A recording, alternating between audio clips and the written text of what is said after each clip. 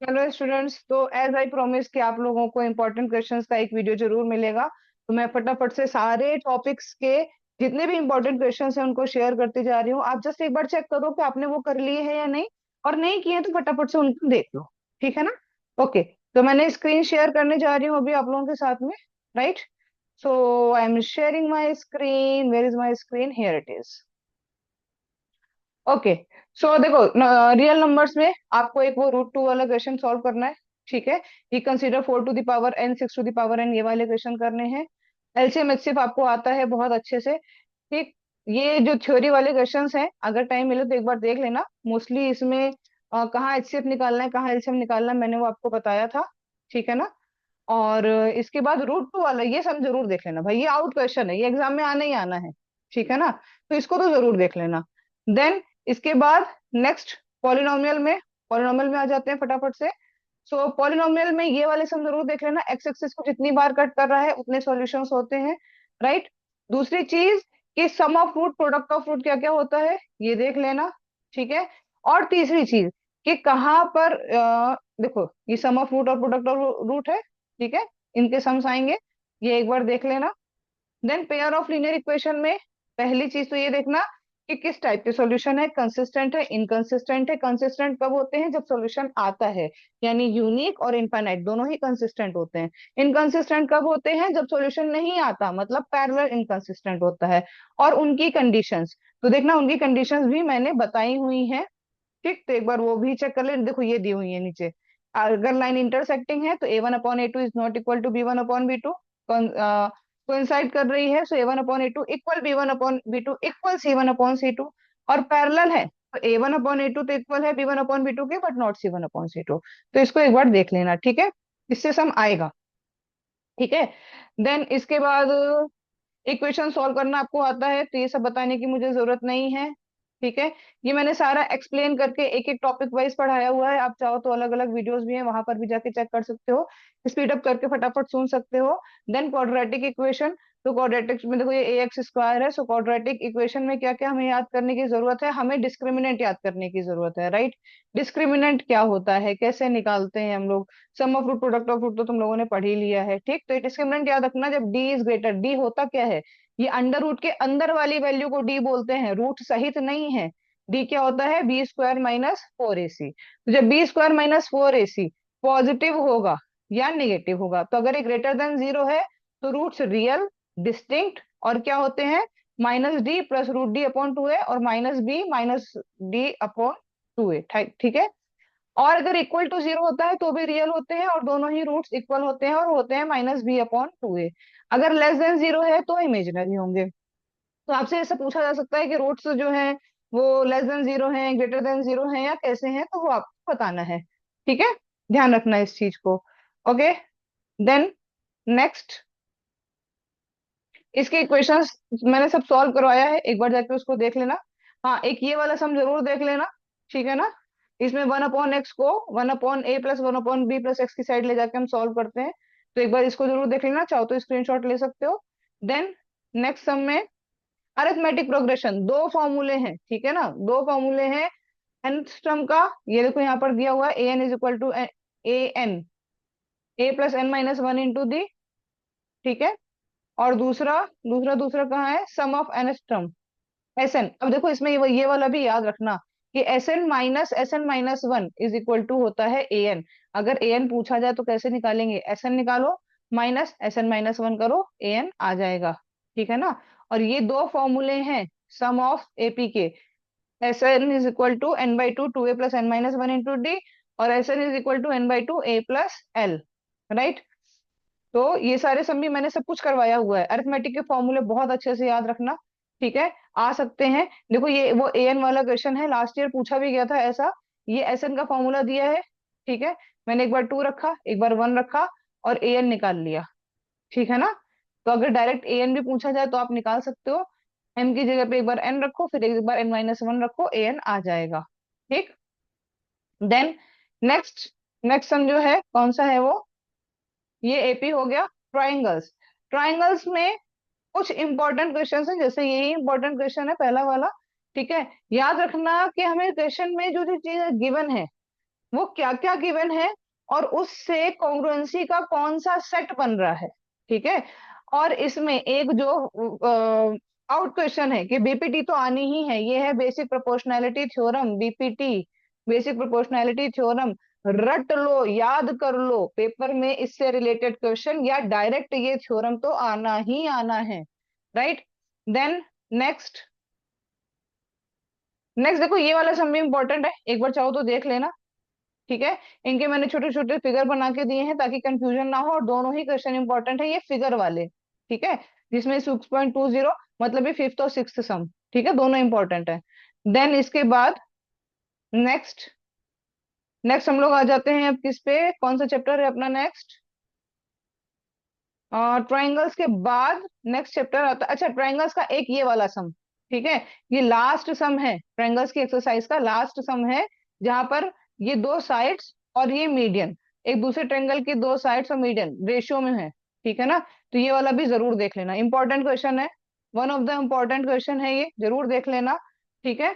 Then next, next next next और कौन सा भाई, जल्दी जल्दी आओ फटाफट।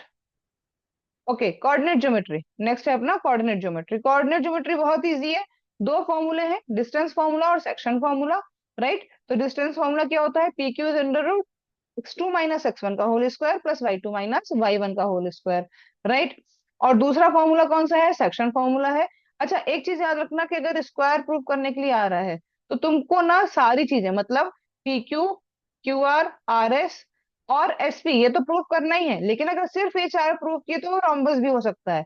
तो अगर रोम्बस है तो ये चार प्रूव करोगे चलेगा, बट अगर स्क्वायर है तो तुम्हें डायगनल्स को भी इक्वल प्रूव करना पड़ेगा, मतलब पी आर और एस क्यू इनको भी हमें इक्वल प्रूफ करना पड़ेगा। तो ये छह चीजें निकाली जाती हैं स्क्वायर के लिए, भूलना मत, स्क्वायर के लिए छह चीजें, चारों साइड्स दोनों डायगोनल्स।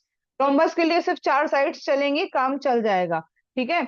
सेम अगर रेक्टेंगल है तो अपोजिट साइड इक्वल होनी चाहिए और डायगोनल्स भी इक्वल होने चाहिए, ये याद रखना। अपोजिट साइड इक्वल होनी चाहिए, डायगोनल्स भी इक्वल होने चाहिए, क्योंकि अगर सिर्फ अपोजिट साइड करोगे तो वो पैरेललोग्राम भी हो सकता है। ठीक है। ओके। देन सेक्शन फॉर्मूला है, सेक्शन फॉर्मूला भी मैंने तुम लोगों को बताया हुआ है, ये रहा सेक्शन फॉर्मूला। ठीक। इसमें देखो सेक्शन फॉर्मूले में ये m1 का मल्टीप्लाई दूसरे वाले में होता है और m2 का मल्टीप्लाई इसमें होता है, मतलब m1 जिन दो पॉइंट्स के बीच में उनसे नहीं मल्टीप्लाई होगा, तीसरे से ही जाके होगा। m2 भी जिन दो में है उससे नहीं होगा, तीसरे पॉइंट से मल्टीप्लाई होगा। तो फॉर्मूला क्या हो जाता है, m1x2 plus m2x1 upon m1 plus m2, m1y2 plus m2y1 upon m1 plus m2। ठीक है। इसका ट्राई सेक्शन वाला एक बार देख लेना। ठीक है ना, ट्राई सेक्शन वाला थोड़ा इंपॉर्टेंट है, एक बार उसको देख लेना, बाकी सही, बाकी तो आप लोग कर लोगे। ठीक है, ये रहा ट्राई सेक्शन वाला सम। ठीक, इसको एक बार जरूर चेक कर लेना, ये आ सकता है। इसके बाद नेक्स्ट, नेक्स्ट नेक्स्ट क्या है अपने पास, हाँ इसमें ना ये वाले सम्स भी एक बार देख लेना। ठीक है, सर्कल में ये तीनों जो डिस्टेंस होती है ना, रेडियस है ना, तो ये बराबर ही होंगे। ठीक, तो एक बार इसको भी देख लेना। देन ये ट्रायंगल के मिड पॉइंट्स दिए हुए हैं और एबीसी निकालनी है।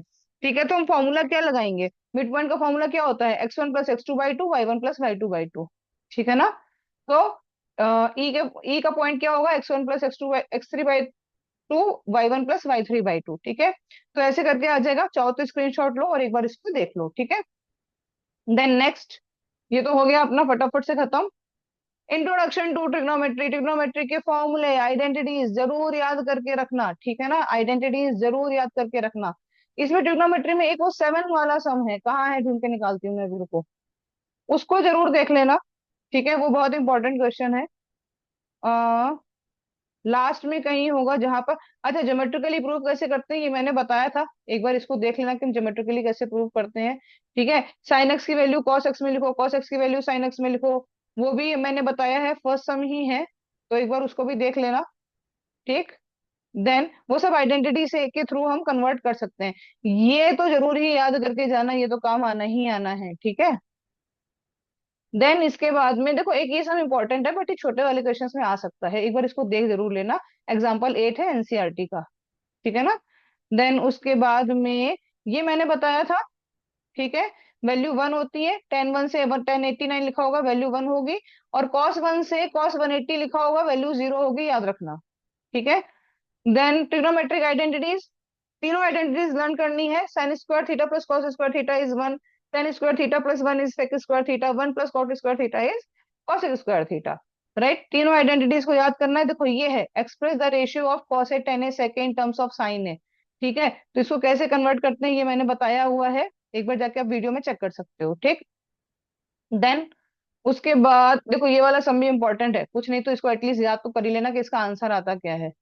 ठीक है, उसके बाद कौन सा सम इंपॉर्टेंट है, फटाफट फटाफट देखा जाए तो ये सारे देखो एनसीईआरटी के क्वेश्चंस हैं, मैंने सॉल्यूशन दिए हुए हैं। ये एक सम बहुत इंपॉर्टेंट है, एक बार जाके इसको भी चेक कर लेना, क्योंकि हम इसको पहले कॉट और सेक में कन्वर्ट करते हैं, आरएचएस को कॉट और सेक में कन्वर्ट करते हैं, फिर हम आइडेंटिटी सॉरी कॉट और कॉसेक में कन्वर्ट करते हैं, फिर हम आइडेंटिटी पुट करते हैं कॉट और कॉसेक वाली इस वन की जगह पर।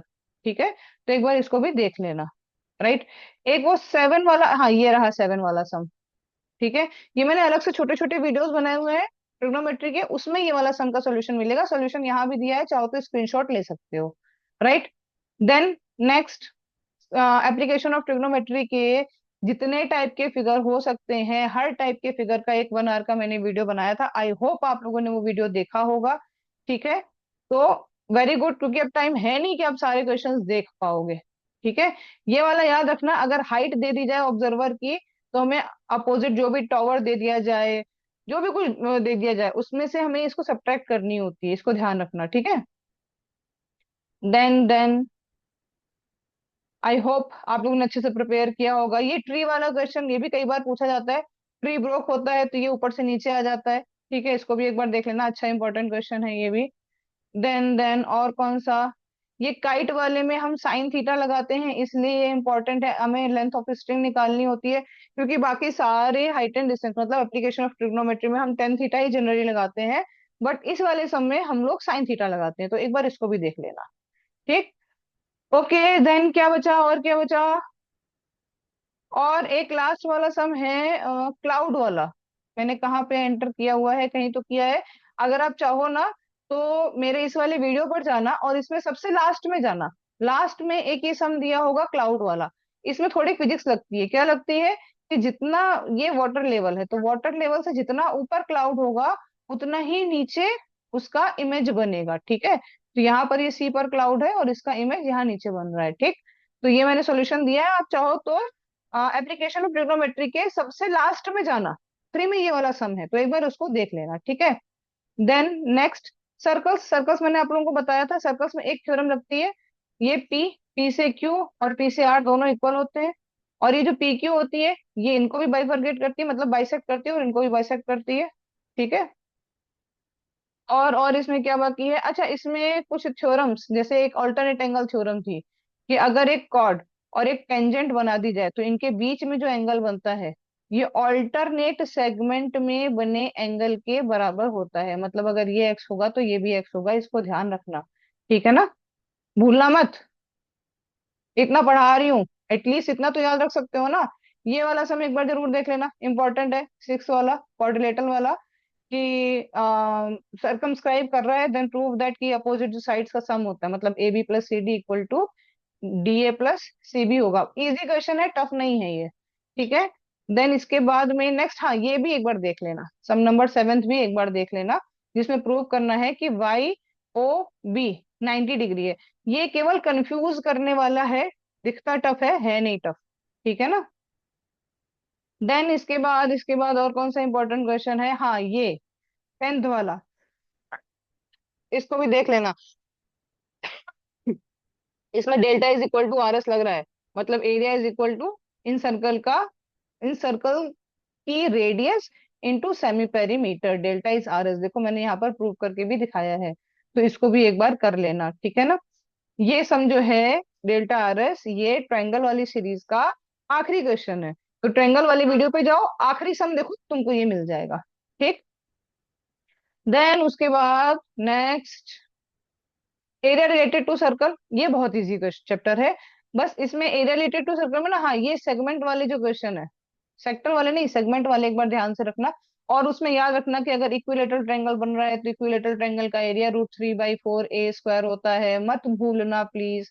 इसमें कहीं कहीं अगर 120 डिग्री बन रहा है तो साइन कॉस लगाएंगे, 60 डिग्री बन रहा है तो डायरेक्ट हम इक्विलेटरल ट्रायंगल का फॉर्मूला यूज कर लेंगे। इसको याद रखना, भूलना मत, इंपॉर्टेंट है ये भी। ठीक है। देखो ये 120 है, साइन कॉस लगेगा यहाँ पर। इसका छोटा सा वीडियो है, बहुत बड़ा वीडियो नहीं है, अगर चाहो तो एक बार चेक कर लेना। ये वाला सम जरूर देख लेना। ठीक है, इंपॉर्टेंट है ये भी। एक वो हॉर्स वाला भी देख ही लेना। कहाँ गया हॉर्स? अरे हॉर्स कहाँ है? ये है हॉर्स। ठीक, इसको भी देख लेना, इंपॉर्टेंट सम है ये भी। देन नेक्स्ट, ये सारा हो चुका है अपना। ठीक है। अच्छा, सरफेस एरिया वॉल्यूम। तो अब देखो सरफेस एरिया वॉल्यूम में फॉर्मूले आपको याद है, बस इतना याद रखना सरफेस एरिया वॉल्यूम में, कि अगर दो फिगर का वॉल्यूम पूछा गया है तो हम दोनों के वॉल्यूम्स को ऐड करेंगे और पहले उसको सॉल्व कर लेना, मिनिमाइज कर लेना, जो चीजें कॉमन आ सकती है उनको कॉमन ले लेना, उसके बाद सॉल्व करना। ठीक है। अब ये वाला एक सम जरूर याद रखना, इसमें हमेशा टोटल सरफेस एरिया पूछा जाता है। और इसका टोटल सरफेस एरिया कितना होता है? इसका टोटल सरफेस एरिया होता है 6a² plus pi are square. याद रखना, 6a² plus pi are square कैसे आता है? 6a² में ये 2 पाई आर स्क्वायर, मतलब ये जो ऊपर का जो कटोरी टाइप की चीज हो रही है ना, हेमिस्फेयर, वो ऐड होगा।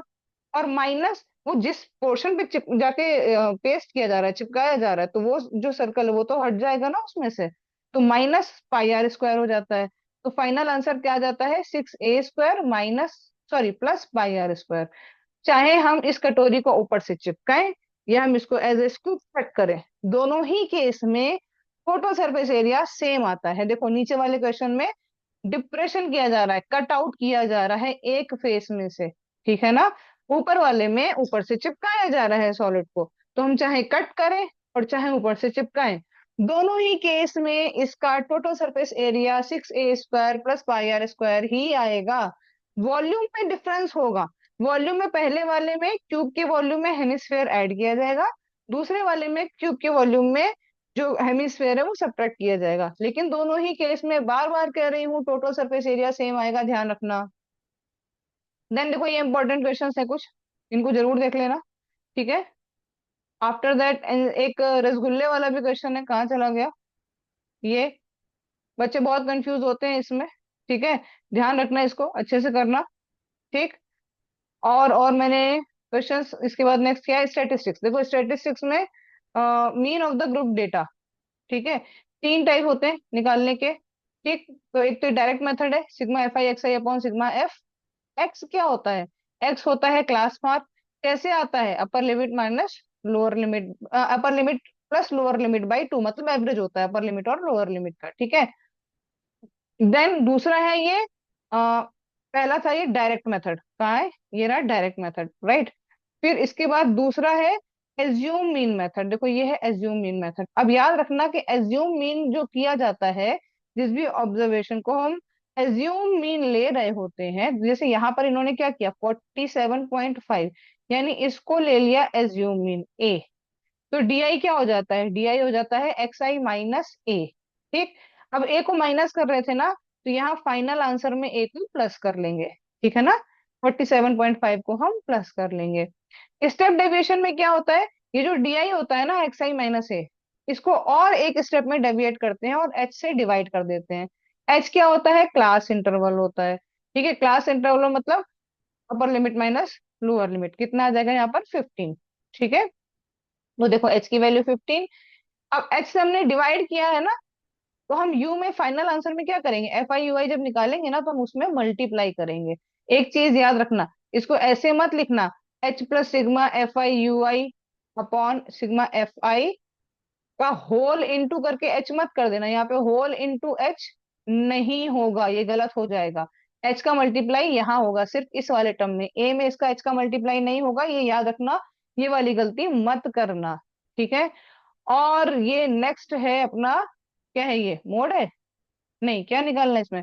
हाँ, ये एक इंपॉर्टेंट क्वेश्चन है, फ्रीक्वेंसी मिक्सिंग वाला, एक बार इसको देख लेना। ठीक है ना, इंपॉर्टेंट है, एक बार ध्यान से देख जरूर लेना, स्क्रीनशॉट लेके चाहो तो सॉल्व कर सकते हो। ठीक है। इसके बाद मोड। अगर आपकी किस्मत बहुत अच्छी है तो आपको मोड का क्वेश्चन मिलेगा, क्योंकि उसमें कुछ भी सॉल्व नहीं करना है। उसमें जस्ट हमें क्या देखना है कि कौन सी क्लास की फ्रीक्वेंसी सबसे ज्यादा है। देखो देखो, सबसे ज्यादा फ्रीक्वेंसी किसकी है? ये 20। ये हो गई हमारी मॉडल क्लास यानी F1। इसके एक पहले वाला FO, एक बाद वाला F2, right. FO F1 F2 मिल गया। H क्या है, क्लास साइज, यानी 40 - 50, H हो गया 10। L क्या है, मॉडल क्लास की लोअर लिमिट, यानी 40। तो फॉर्मूला इसका जरूर याद कर लेना, जरूर से जरूर याद कर लेना। L+F1 - FO upon twice of F1। पहले F1 में से सिर्फ FO सब्ट्रैक्ट हो रहा है, फिर F1 में से FO भी हो रहा है और F2 भी हो रहा है, तो दो को सब्ट्रैक्ट कर रहे हैं तो 2 टाइम्स F1 हो जाएगा, राइट, इंटू H। H का मल्टीप्लाई सिर्फ इस टर्म में होता है, L में नहीं होता, ये गलती मत करना। पहले H से मल्टीप्लाई करना, बाद में L को ऐड करना, राइट। Then median. अब देखो मीडियन का थोड़ा सा टफ होता है, क्यों, क्योंकि हमें इसमें क्यूमुलेटिव फ्रीक्वेंसी निकालनी होती है। क्यूमुलेटिव फ्रीक्वेंसी एक इंपॉर्टेंट पार्ट है, राइट। अगर तो ये इंक्रीजिंग है, याद रखना, अगर ये इंक्रीजिंग है, ठीक है, क्वेश्चन इंक्रीजिंग है, तो क्यूमुलेटिव फ्रीक्वेंसी में हम क्या करते हैं, ऐड करते चले जाते हैं। डिक्रीजिंग है, हम सब्ट्रैक्ट करते जाते हैं, ठीक है ना। अगर इंक्रीजिंग है तो हम ऐड करते हैं, अगर डिक्रीजिंग है तो हम सब्ट्रैक्ट करते हैं। और अगर ऐसे लेस देन और मोर देन दिया है, तो इसका मतलब कि उन्होंने ऑलरेडी क्यूमुलेटिव फ्रीक्वेंसी दिया हुआ है, आपको फ्रीक्वेंसी निकालनी पड़ेगी, मतलब उल्टा होगा, ठीक है। लेस देन मोर देन दिया है, मतलब आपको क्यूमुलेटिव फ्रीक्वेंसी दी है, आपको फ्रीक्वेंसी निकालनी पड़ेगी, ठीक। तो फ्रीक्वेंसी कैसे निकालेंगे अब, लेस देन 140 कितने थे, 4। लेस देन 145 में कितने हो गए, 11। तो 11 में से तो 4 वो होगा जो 140 से कम है, तो 140 से 145 के बीच कितने बचे, 11 - 4, 7। तो हमें इसमें क्या निकालना पड़ा, फ्रीक्वेंसी निकालनी पड़ी, ठीक है ना। अब इसका फॉर्मूला सिंपल सा है, देखो, L+N/2 CF - F। हम निकालते कैसे, मीडियन क्लास कैसे निकालते, तो भाई मीडियन क्लास निकालने के लिए हमें चाहिए टोटल, है ना, एन की वैल्यू। तो टोटल क्या है, देखो यहाँ पर दिया है 51 का, 51 का हाफ कितना होगा, 25.5 होगा। किस में लाई करेगा, तो देखो 51.15 किसके बाद आएगा, 11 के बाद आएगा, है ना। 11 के बाद आएगा तो मीडियन क्लास कौन सी हो जाएगी, ये वाली क्लास हो जाएगी मीडियन क्लास, ठीक है ना। ये क्लास हो जाएगी मीडियन क्लास 29 वाली, ठीक है। देखो ये वाली क्लास जो है, उसको लाइन कर लेना कि हाँ ये हमारी मीडियन क्लास है। अब इसकी लोअर लिमिट L हो गई, इसकी फ्रीक्वेंसी F हो गई, इससे एक पहले वाली फ्रीक्वेंसी क्यूमुलेटिव फ्रीक्वेंसी CF हो गई। अब आपको H पता है क्या होता है, ठीक है। बाकी सब मैंने बता दिया, L बता दिया, N क्या होगा, जो भी सम दिया हो। क्यूमुलेटिव फ्रीक्वेंसी एक पहले वाली क्लास की फ्रीक्वेंसी, F मीडियन क्लास की फ्रीक्वेंसी, इंटू H, ठीक है ना। फॉर्मूला पुट करो, आंसर आ जाएगा। इसको जरूर याद कर लेना, ये ऑब्जेक्टिव में पूछा जा सकता है, ठीक है ना, इंपॉर्टेंट है, ऑब्जेक्टिव में पूछा जा सकता है। सारे के सारे फॉर्मूले मैंने एक पेज पर दिए हुए हैं, अगर चाहो तो इसका स्क्रीनशॉट ले लो और इसको रिवीजन जरूर कर लेना, अगर फॉर्मूला शीट नहीं बनाई है तो, ठीक। After that probability, last topic probability. केवल एक formula, number of outcomes favourable chance upon total chance, ठीक है ना। अच्छा, अगर हमें कॉम्प्लीमेंट्री इवेंट पता करना हो, अगर किसी चीज के होने की प्रोबेबिलिटी 1/3 है तो ना होने की प्रोबेबिलिटी 1 - 1/3। तो कॉम्प्लीमेंट्री इवेंट क्या होता है, ना होने की प्रोबेबिलिटी, ठीक है। अगर कोई चीज होनी ही होनी है, जैसे अगर डाइस को थ्रो किया, उसमें नेचुरल नंबर आने की प्रोबेबिलिटी आएगा ही आएगा, तो उसको हम क्या बोलते हैं, श्योर इवेंट या सर्टेन इवेंट, ठीक है। डाइस थ्रो किया, 7 आने की प्रोबेबिलिटी कभी नहीं आएगा, तो क्या होगी, 0, ठीक है, इम्पॉसिबल इवेंट होगा, 0 इम्पॉसिबल इवेंट होगा, राइट। तो पीई की वैल्यू कहाँ से कहाँ, किसी भी प्रोबेबिलिटी की वैल्यू कहाँ से कहाँ तक लाई करती है, 0 से लेके 1 के बीच में। नेक्स्ट सम, ये कार्ड्स वाले, स्पेड, ये देखो क्लब कैसा होता है, क्लब ऐसा ब्लैक कलर का होता है, ठीक है। डायमंड, डायमंड कैसा होता है, रेड कलर का डायमंड होता है। हार्ट रेड कलर का होता है, स्पेड ब्लैक कलर का होता है, ठीक है, पान के पत्ते जैसा। तो ये क्या है, ये है ब्लैक, ठीक। क्लब क्या है, ये भी है ब्लैक, ठीक है। Heart red, diamond red. तो टोटल कार्ड्स होते हैं 52। 52 में से, देखो 52 कार्ड्स में से रेड कार्ड होते हैं दो, कौन कौन से, डायमंड रेड होगा और हार्ट रेड होगा, बड़ा गंदा सा हार्ट बना है, ठीक है, बट ये हार्ट है, हार्ट रेड होगा, ठीक। इसके अलावा क्लब और स्पेड, स्पेड जो है ये पान के पत्ते जैसा होता है और क्लब ये ऐसा पेड़ जैसा होता है, राइट। तो क्लब और स्पेड ये दोनों क्या होंगे, ब्लैक होंगे। तो टोटल ब्लैक कार्ड्स कितने हो गए, 26। सबके 13 13 होते हैं, 13 ये भी होता है, 13 ये भी होता है, और बाकी के जो दोनों हैं ये भी कैसे होते हैं, 13 13 होते हैं, ये भी 13 और ये भी 13। ठीक है। इन सब में देखो, club and spades are black card, while heart and diamonds are red card. The card in each case, अब सब में एस होता है, किंग क्वीन और जैक। तो किंग क्वीन और जैक ये फेस कार्ड है। ठीक है। इन सब में तीनों में ही king queen jack, king queen jack, और ये ब्लैक वाले जो हैं इनमें भी king queen jack and king queen Jack होते हैं। तो टोटल फेस कार्ड कितने हो गए, 12। राइट, 4 3 12। उसके अलावा बाकी सब में 10 से लेके बैक काउंटिंग शुरू हो जाएगी, 10 से लेके सब में नीचे नीचे कार्ड्स होंगे अप टू एज तक। सब में 10 से लेके एज तक के कार्ड होंगे, राइट, याद रखना। टोटल ब्लैक कार्ड कितने हो गए, 26। टोटल रेड कार्ड कितने हो गए, 26। ठीक है। अब क्वेश्चन किस तरह से पूछा जा सकता है, a king of red colour. तो रेड कलर के दो किंग होंगे, ठीक है, एक डायमंड में और एक हार्ट में, यानी 2/52। राइट, 2/52। ठीक, 26 26 होते हैं, 26 रेड 26 ब्लैक। तो किंग दो रेड चाहिए हमें, रेड सॉरी किंग चाहिए रेड कलर का, कितने हो जाएंगे, 2, यानी 2/56। फेस कार्ड की प्रोबेबिलिटी क्या होगी, 52 नहीं, 12/52। रेड फेस कार्ड, तो हर एक में 3 3 फेस होते हैं। ठीक है। तो टोटल रेड फेस कितने होंगे, 6। 3 डायमंड के, 3 हार्ट के, तो 6/52। ठीक है। Jack of heart, jack of heart सिर्फ एक ही होगा। ठीक है। तो 1/52। देन स्पेड, स्पेड में तो कितने होंगे, 13 स्पेड होंगे, है ना, जिसमें फेस कार्ड भी होंगे, नंबरिंग भी होंगी। तो प्रोबेबिलिटी 13/52, यानी 1/4, सिंप्लीफाई कर लेना। क्वीन ऑफ डायमंड्स, डायमंड में सिर्फ एक, रेड क्वीन पूछते हैं, दो, सिर्फ क्वीन पूछते हैं, चार, ब्लैक क्वीन, दो, diamond queen, one, heart queen, one. Probability क्या हो जाएगी, 1/52, याद रखना, गलत नहीं करना। ओके। देन, अच्छा ऐसे वाले सम भी आ जाते हैं, ये सविता एंड हामिदा फ्रेंड्स है, प्रोबेबिलिटी बताओ कि इनका बर्थडे डिफरेंट डेज पे पड़े। अगर मान लो हामिदा का किसी भी एक दिन में है, तो बचे कितने, 365 में से वन सब्ट्रैक्ट कर दो, 364 बचे। तो अगर हामिदा का बर्थडे निकाल लिया, तो जो सविता है उसकी फ्रेंड, उसका बर्थडे क्या हो सकता है, 364 में से किसी भी एक दिन हो सकता है। तो प्रोबेबिलिटी क्या हो जाएगी, 364/365।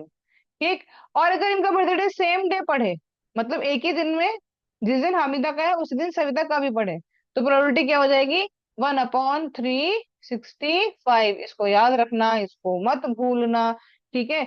ऐसे ही 2 संडेज के, 2 मंडेज के, ऐसे वाले क्वेश्चंस भी आते हैं कि लीप ईयर में 2 संडे पड़ रहे हैं, लीप ईयर में 2 मंडे पड़ रहे हैं। ये वाले क्वेश्चंस भी देख लेना, इंपॉर्टेंट है ये। ठीक है, भूलना मत इनको। ठीक।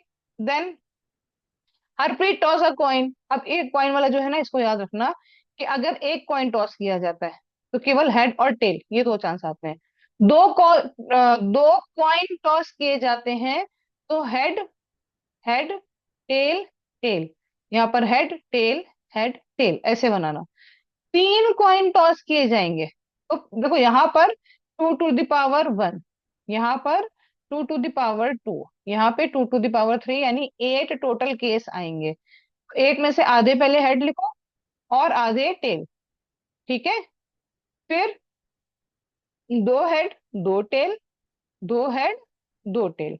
फिर एक हेड, एक टेल, एक हेड, एक टेल, एक हेड, एक टेल, एक हेड, एक टेल। ठीक है।